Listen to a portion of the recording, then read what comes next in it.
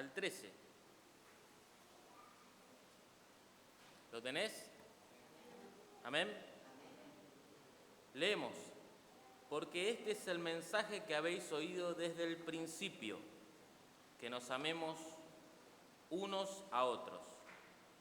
No como Caín, que era del maligno, y mató a su hermano. ¿Y por qué causa le mató? Porque sus obras eran malas y las de su hermano justas. Hermanos míos, no os extrañéis si el mundo os aborrece. ¿Oramos, hermanos?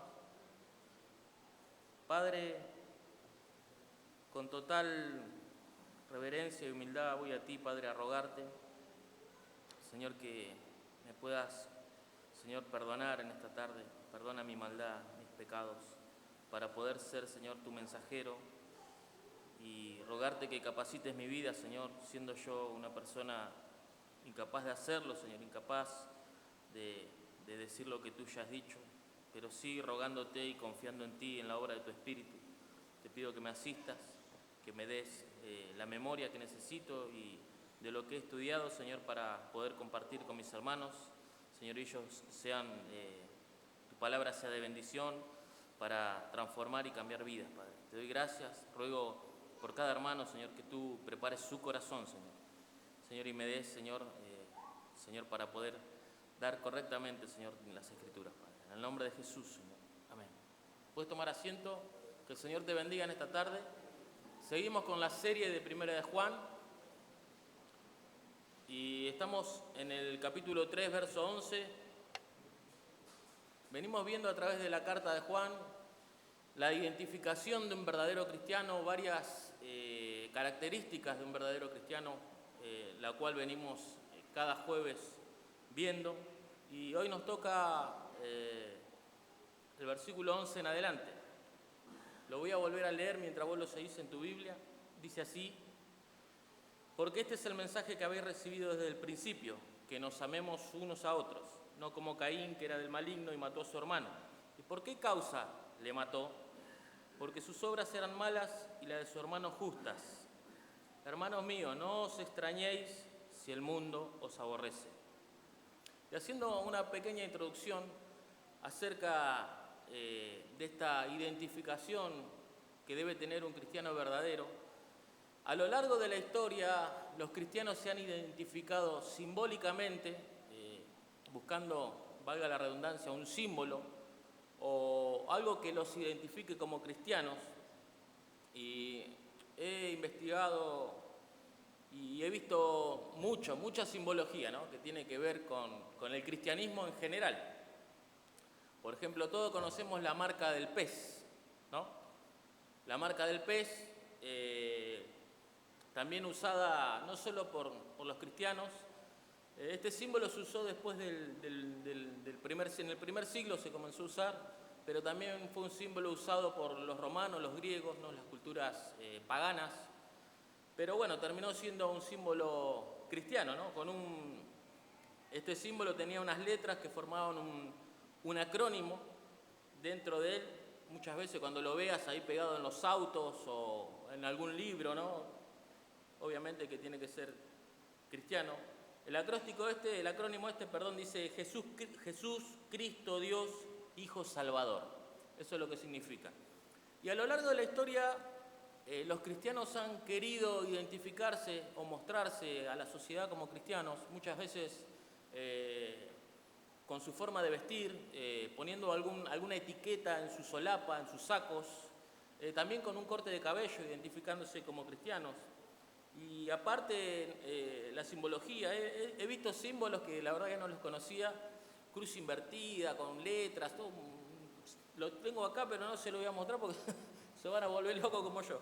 Pero bueno, por ejemplo, el alfa y el omega, ¿no?, la primera letra y la última del alfabeto griego que simbolizan el principio y el fin, en consecuencia presenta la naturaleza eterna de Dios, ¿no?, el alfa y el omega. Usado en Apocalipsis 1:8, el Señor dijo: yo soy el alfa y el omega, el principio y el fin. Bueno, otro símbolo muy conocido como el que tenemos acá atrás, la cruz, ¿no?, que hoy nos identifica a nosotros. La cruz, o sea, el madero en el cual fue colgado nuestro Señor Jesucristo y fue muerto en ese madero. Después, viendo con el tema de la cruz, no sabía que había tantas cruces, ¿no? Aparte de la que usamos nosotros, cruces, por ejemplo, la cruz griega es como el signo más, no es como la nuestra, que la parte, digamos, horizontal está más arriba. Después tenemos la cruz patriarcal o de Lorena, no sabía que Lorena tenía una cruz, ahora me vengo a enterar al estudiar, qué bueno que es estudiar, ¿no? Porque no se va enterando de cosas, que es una cruz que tiene arriba 2 palitos, y así seguimos con la cruz de Taú, que es como una T, ¿no? Le falta la parte de arriba. La cruz de San Pedro, o la cruz invertida, que es la cruz donde murió Pedro. Pedro, no siendo digno de morir como su Señor, él quiso morir como cabeza abajo, ¿no? Entonces la cruz invertida. Después tenemos la cruz de Jerusalén, que representa una cruz grande en el medio y con 4 cruces al costado. ¿Qué significa esto? Estuve también investigando. Esta cruz, dicen que la cruz del medio, la cruz grande, ¿no? En el medio tenemos una cruz y en los otros 4 lugares unas cruces pequeñas. Esta cruz grande es la cruz de nuestro Señor, y las otras cruces pequeñas pueden llegar a ser los 4 evangelios. También otros dicen que estas que representan las 5 cruces, estamos hablando de la cruz de Jerusalén. Estas 5 cruces representan las 5 heridas del Señor ahí en la cruz del Calvario. Y seguimos con marcas y emblemas y cosas que el cristiano ha querido mostrar, ¿no? Y ha querido identificarse. El ancla se usó también como un símbolo de la cruz, pero encubiertamente, porque al ser perseguidos por la cultura romana, los cristianos querían también mostrar, identificarse con la cruz, pero como el ancla tiene, la parte de abajo tiene como una curvita, ¿no? Entonces también escondiendo la cruz. Otro símbolo más, la paloma, el Espíritu Santo, refleja el Espíritu Santo, el pan, el vino, la copa. Y viendo todo esto a lo largo de la historia, también pensaba en la actualidad, ¿no? Cómo los cristianos de hoy en día quieren mostrar o identificarse como cristianos.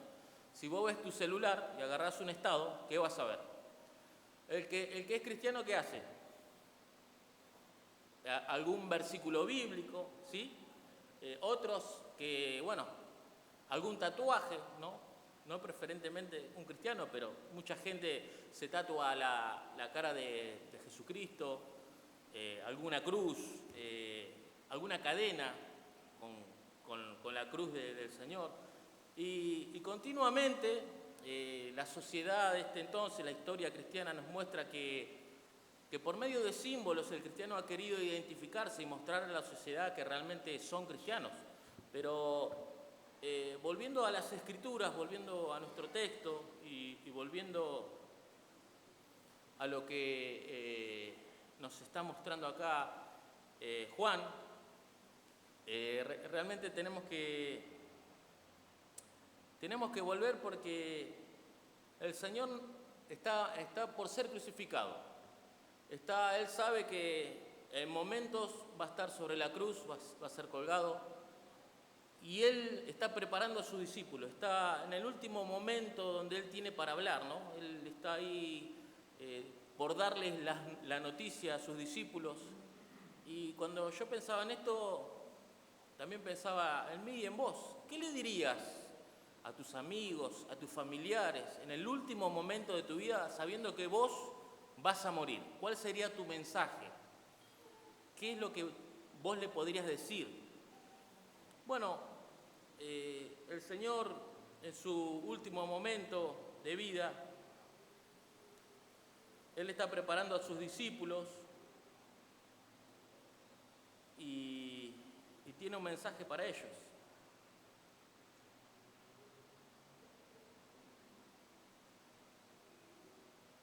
Y Él les va a decir que se amen.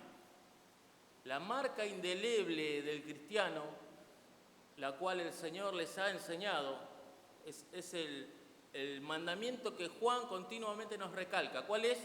Que se amen los unos a los otros. No es la etiqueta, no es el pez que pegamos en el autito, no es la bandera que podemos levantar. Son símbolos, sí. no tienen nada de malo, sí. ¿Lo podemos usar? Sí. Son mensajes que podemos tener en nuestros estados, sí. Pero la marca indeleble del cristiano debe ser el amor. El amor. El Señor está preparando a sus discípulos y Él les dice que se amen los unos a los otros. Y que el mundo iba a creer, ¿por qué? Cuando vean eso, el amor, la unidad, el amor. Eso es lo que el Señor está comunicando. Y en el verso, quiero que por un momento puedas ver el verso 11 conmigo y vamos a intentar, si el Señor me da la gracia necesaria para hacerlo, vamos a intentar desglosar o desglosar este versículo. Y dice así, la primera parte: porque este es el mensaje que habéis oído desde el principio, hasta ahí. Este es el mensaje. Juan continuamente nos está hablando de que volvamos al principio, al mensaje del principio, ¿a qué? A la doctrina apostólica.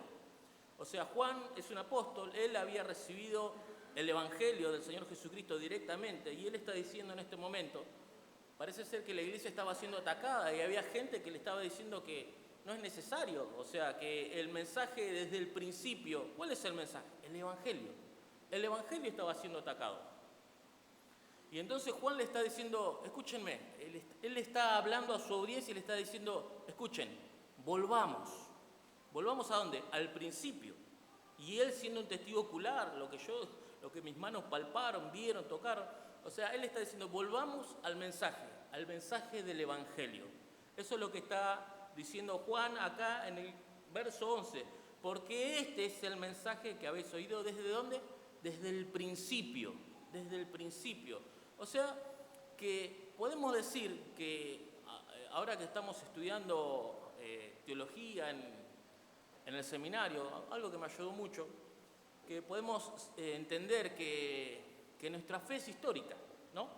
Nuestra fe es histórica, y a causa de que nuestra fe es histórica, nosotros podemos ir al pasado, a leer, al estudiar, y podemos corroborar si los movimientos de hoy en día, o lo que le estaba sucediendo a Juan, son verdaderos. Déjame decirte que todo lo nuevo no es verdadero si no está acá en las Escrituras, y ahí está el problema.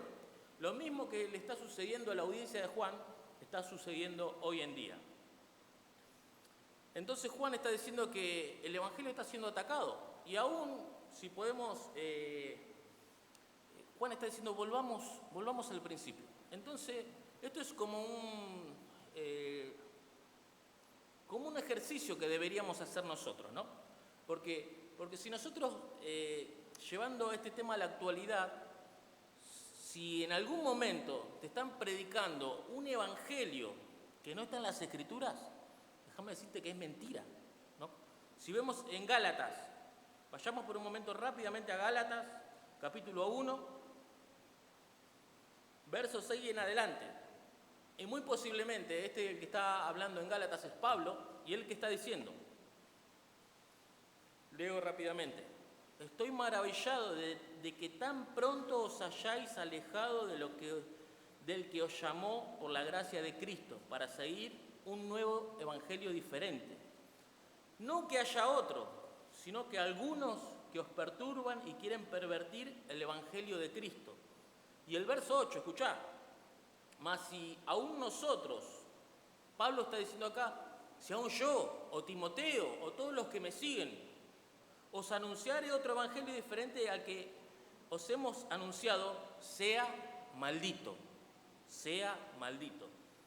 Ahora, el problema era, debemos de conocer las Escrituras, debemos de conocer las doctrinas fundamentales. Si alguien viene y te dice que la salvación es por obras, ¿qué le dirías? No, le estás cerrando, no es por obras, es por fe. ¿Se entiende? Entonces ese era el ataque. Por eso debemos de conocer las Escrituras. Y entonces acá el apóstol dice que, a ver si lo encuentro, se me perdió el pasaje, pero cuando el apóstol Pablo dice que si aún un ángel se le aparece, ¿no? Y le predica otro evangelio, ahí me tiró el dato Lorena, verso 8, capítulo 1, verso 8, mas si aún nosotros o un ángel del cielo os anunciare otro evangelio, o sea, aún si un ángel. Ahora, ¿vos conocés alguna religión que haya tenido un anuncio de un ángel. Bueno, hay uno que por ahí, un tal José Smith, ¿no?, que recibió el anuncio de un ángel, con un apellido medio raro, Moroni, el ángel, no sé si era él o el ángel Moroni. Bueno, él recibió el evangelio por medio de un ángel. Ahora, las escrituras, ¿qué nos dicen? Que es maldito. ¿Se entiende? Ese mensaje es maldito. O sea, si aún un ángel nos hablara otro evangelio, ¿vos te imaginás esta secuencia? Se presenta un ángel acá, ¿cómo quedamos todos? ¡Ah! Y nos predica otro evangelio. ¿Qué deberíamos hacer? ¿Creer? No. Estamos arraigados en las escrituras, en la verdad. Por eso Juan está diciendo, volvamos al principio y a verificar si el mensaje que nos están dando es verdad. ¿Cuál es el mensaje? El evangelio. Ese es el mensaje. El mensaje es el evangelio. Porque este es el mensaje que habéis oído desde el principio, que nos amemos los unos a los otros. Pablo nos enseña y nos dice que no hay otro evangelio. Este es el evangelio en el que estamos. Y aquel que predica otro evangelio sea maldito. Y hemos comprendido por medio de la introducción que la marca indeleble es el amor. Ahí está, la segunda parte del versículo. Que nos amemos los unos a los otros. El amor es la marca indeleble de un verdadero creyente. Y continuamente Juan nos remarca acerca del amor, nos habla en el capítulo 2, nos ha hablado acá en el capítulo 3 y también en el capítulo 4 nos va a volver a hablar del amor. Es como que Juan quiere de alguna manera atornillar la verdad del amor en la mente de su audiencia. Él quiere asegurarse de que ellos se puedan comprender y entender bien este mensaje. El mensaje o la característica principal que va a mostrar que ellos son verdaderamente creyentes. Y también él quiere mostrarle que deben volver al principio, que no se pueden desviar. Y parece ser que el ataque que sufría la audiencia de Juan era terrible. Por eso continuamente Juan defendiendo el evangelio. Y vos fijate que Juan, haciendo volver a su audiencia al evangelio, el corazón del evangelio. Nosotros cuando vemos, por ejemplo, un versículo como San Juan 3:16, ¿qué nos dice? De tal manera Dios amó al mundo. Vemos que el corazón del evangelio es Dios yendo a buscar a las personas. El corazón del evangelio es el amor derramado en la cruz del Calvario. El corazón del evangelio es ese amor. Y Juan nos habló también del nuevo mandamiento. Un nuevo mandamiento os doy. ¿Cómo nuevo? Si el mandamiento es el mismo. En Deuteronomio nos habla los mandamientos que nos dicen. Deuteronomio capítulo 5 creo que es. Y amarás al Señor tu Dios con todo tu corazón, toda tu alma, toda tu mente, y a tu prójimo como a ti mismo. ¿No? Ahí está el mandamiento. Pero ¿qué es lo nuevo? O sea, ¿qué es lo nuevo? Ellos ahora van a tener el ejemplo supremo, el ejemplo con mayúsculas, Cristo yendo a morir a la cruz del Calvario. Él entregándose por sus amigos y él diciendo, nadie tiene mayor amor que que uno que dé la vida por sus amigos. Ahí está lo nuevo, es el estándar. Ahora Dios te manda a que vos ames a tus hermanos, ¿de qué manera? Como Cristo amó. Y si Dios te está dando una orden, un mandamiento, es porque Él ya te ha capacitado para que vos lo puedas hacer. ¿Se entiende? Nosotros ya hemos sido capacitados con ese amor, o sea, para poder amar a nuestros hermanos de esta manera. Y es un punto crucial comprender el amor que ha tenido nuestro Señor con nosotros para también nosotros poder amar a nuestros hermanos de esa manera. Y vos fijate que en el verso 12, hemos estado hablando del amor. Esta es una característica de los hijos de Dios. Pedro nos habla de un amor no fingido, un amor entrañable que salga de lo profundo de nuestras entrañas. Pero en el verso 12, Juan con una negativa nos está dando un ejemplo. Volviendo al Antiguo Testamento, Juan nos está diciendo, no como Caín, que era del maligno y mató a su hermano. ¿Y por qué causa le mató? Porque sus obras eran malas y la de su hermano justas. Caín y Abel. Bueno, volvamos a la escuelita bíblica, hacemos unos pasos, regresamos al Génesis. Caín y Abel, ¿quiénes son? Los hijos de Adán y Eva.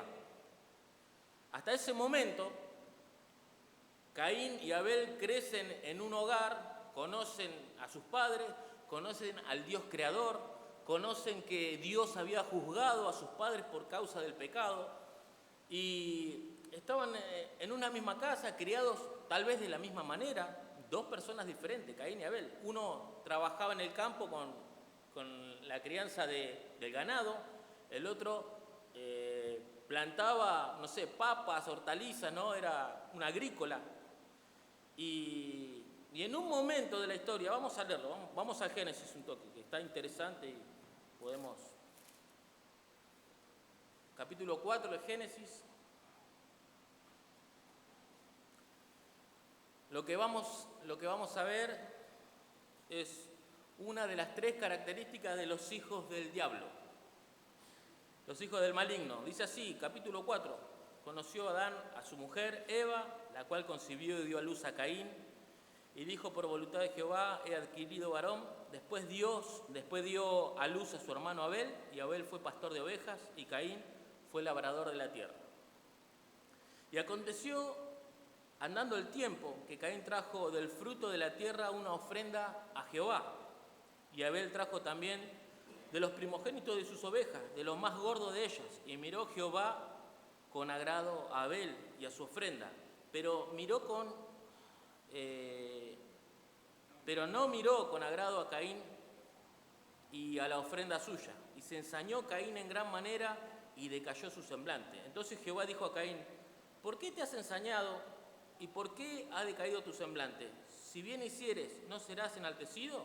Y si no hicieres bien, el pecado está a la puerta. Con todo esto, a ti será tu deseo y tu deseo se enseñorearás de él. Y dijo Caín a su hermano Abel: salgamos al campo. Y aconteció que estando ellos en el campo, Caín se levantó contra su hermano Abel y le mató. Hasta ahí. Lo primero que podemos ver, Juan nos está hablando en el verso 11 del amor. El creyente ama. Los hijos del diablo son homicidas, son asesinos. El odio que sale del corazón de los hijos del diablo. Y lo podemos ver en el verso 12, no como Caín, criados en el mismo hogar, el mismo padre, la misma madre, conociendo al Dios creador. Llega el momento del sacrificio. Vos tenés que entender que cuando Adán y Eva pecan, ellos se encuentran desnudos, ven su vergüenza, y el Señor hace el primer sacrificio, matando un animal y poniéndole la piel de los animales para cubrir su desnudez, su vergüenza. El Señor, dando muerto a un animal, el pecado es cubierto por el derramamiento de sangre, eso debemos de entenderlo. O sea que Caín y Abel, ellos sabían muy bien que la ofrenda que Dios deseaba era una ofrenda por el pecado, simbolizando la venida de Cristo y la muerte de Cristo en la cruz del Calvario. Entonces, de esa manera, va a hacer su ofrenda a Abel. ¿Y qué lleva? Un corderito, de lo mejor, del mejor que tenía. Va y lo ofrenda. Esto es bueno entenderlo, porque muchas veces, por muchos años yo no lo entendía. Gracias al Señor que hoy lo comprendo. Y fue de agrado esa ofrenda de Abel para el Señor. ¿Por qué? Hubo derramamiento de sangre. El pecado era cubierto de esa manera. Y fue Caín. ¿Y qué hizo? Él sabía cuál era la ofrenda que agradaba a Dios. Pero no llevó un corderito, no se preocupó. O sea que él quiso adorar a Dios como a él le pareció. Y hoy por hoy, hermanos, entendemos que Dios tiene sus formas en las cuales Él quiere que nosotros le adoremos. No podemos adorar a Dios como a nosotros nos parece, de cualquier manera. Caín llevó hortalizas, llevó papa, dijo: bueno, Señor, esta va a ser tu ofrenda. Y desagradó la ofrenda de Caín a Dios. Y vos fijate, ¿y cuál fue el fin de esta situación, de esta historia que estamos viendo? Caín lo invita al campo al hermano y ¿qué hace? Lo mata. Y vemos ahí en el verso 12. ¿Y por qué causa le mató? Porque sus obras eran malas y las de su hermano justas. Qué tremendo, hermano. O sea, llegar a asesinar a una persona. Caín odió a su hermano, le tuvo bronca. Ahora, cuando el Señor nos da este mandamiento, ¿no? Y nos dice que no matarás, y el Señor eleva el mandamiento y dice, pero aquel que odia a uno de sus hermanos ya lo ha matado en su corazón. Ahora, antes de convertirte, no quiero decir ahora, ¿no? Pero antes, ¿has odiado a alguien como para desaparecerlo del planeta? Como diciendo, ojalá que se muera. Qué tremendo tener ese deseo. Los hijos del diablo tienen esos deseos en sus corazones. Y es terrible ver esta situación que Caín mata a su hermano por envidia. El homicida, llegar al extremo de matar a otra persona. Qué tremendo. ¿Qué hay en ese corazón? Y vos fijate que hoy salís a la calle y te encontrás con los hijos del diablo, te los cruzás, ¿te das cuenta cómo están? El odio que hay en sus corazones, en sus miradas. Y bueno, y que si se llegan a enterar que sos creyente o cristiano, terrible. Pero bueno, Caín mata a su hermano. Pero lo interesante de esto, si vos ves ahí en el verso 12, ¿y por qué causa le mató? Esa palabra mató, o ahí en Génesis, cuando estamos leyendo la historia en Génesis, esa palabra matar, ¿sabes qué en el original, sabes qué significa? Dice que significa desgollar un animal. Es como que adrede, Caín agarra a su hermano y le dice a Dios, ¿sabes qué le dice? Vos querías un sacrificio, mirá, ¡sac! Y desgolla al hermano. ¿Te das cuenta lo tremendo de esta historia? No como Caín, dice la Escritura, que mató a su hermano. ¿Y por qué le mató? Porque sus obras eran malas y la de su hermano justas. Los justos.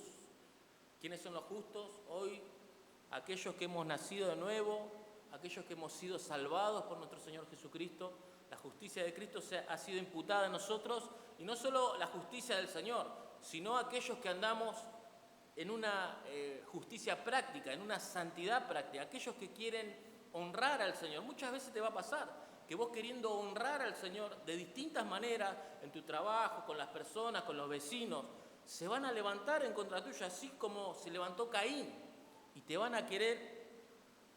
Rogamos al Señor que no pase esto, pero sí van a tener envidia, sí te van a generar problemas, y sí hay muchos casos donde la gente termina matando a otras personas.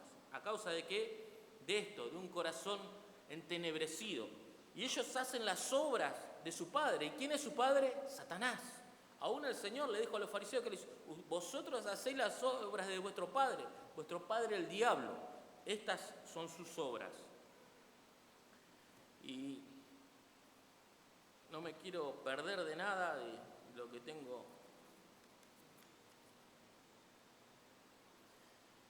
Matar a una persona es la muestra extrema de la falta de amor. Mirando así un documental de asesinos, dicen que matan una vez y después se le hace como algo normal, ¿no? Que la primera vez que matan a una persona, un documental de sicarios, matan a una persona y como que la primera vez tienen temor o que sufren de alguna manera, pero dicen que después de haber matado una o dos veces ya no sienten nada, su conciencia ha sido callada y ellos están endurecidos, y ya matar a otra persona es algo normal. Y vos ves hablar a estas personas delante de una cámara y te das cuenta que no tienen amor, que realmente cuando yo leía este versículo me acordaba de eso, y son hijos de Satanás, es lo que la Escritura dice. Dos familias en la tierra, los hijos de Dios, por un lado, los que aman, y los hijos de Satanás, aquellos que no aman, y no aman al extremo de ¿qué? De poder quitarle la vida a otra persona. Si mirás, hace mucho que no miro noticieros, pero si mirás los noticieros, ¿te acordás? En esa época mataron a uno, mató al otro, mató al hermano, mató a la esposa, mató al hijo, y continuamente la gente se mata. Pero bueno, dando muerte en sus corazones a otros. Pero vos fijate si hoy por hoy pudiéramos vivir en una sociedad sin leyes. Por ejemplo, no existiría la policía o cualquier ley civil, o no existiría un gobierno. ¿Cuántas muertes habría? Habría muchas muertes, ¿no? Porque muchos no matan o no asesinan, ¿por qué? Por las consecuencias que van a tener. Pero si no, muchas personas terminarían con la vida de otras.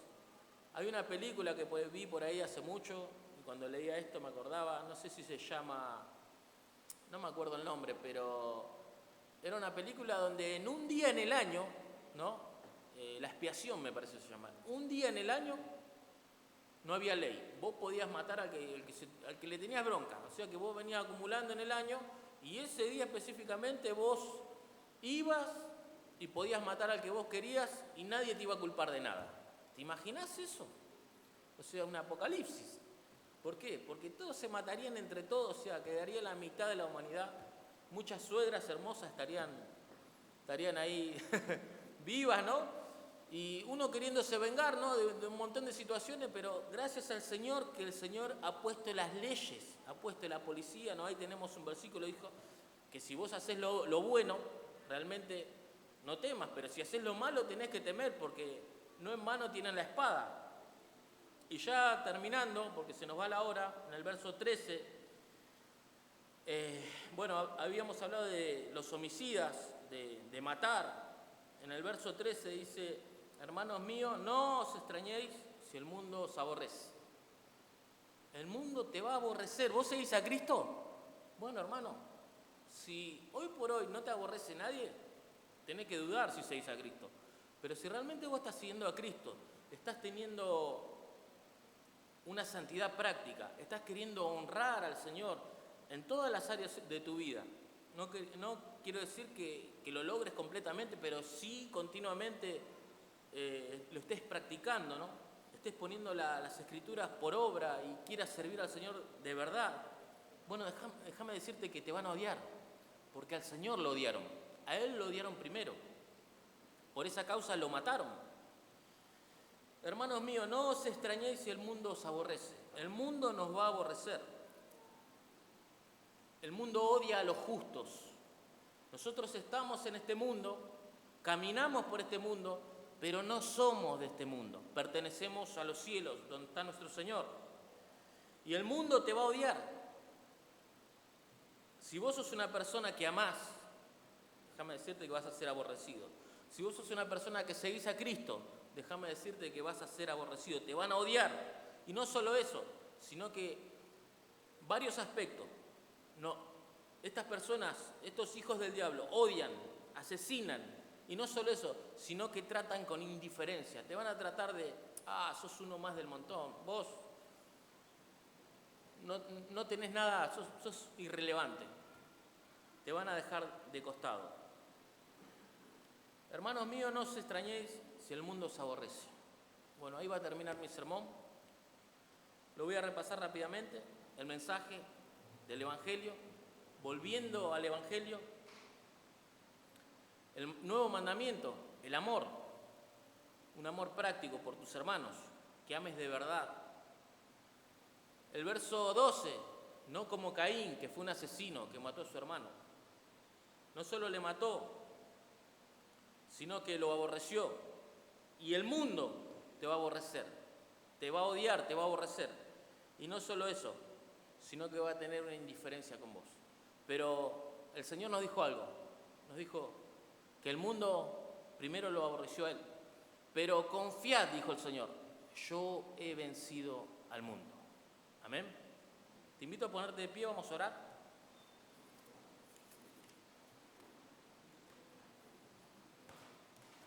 Padre, gracias por tu palabra. Ruego, Señor, que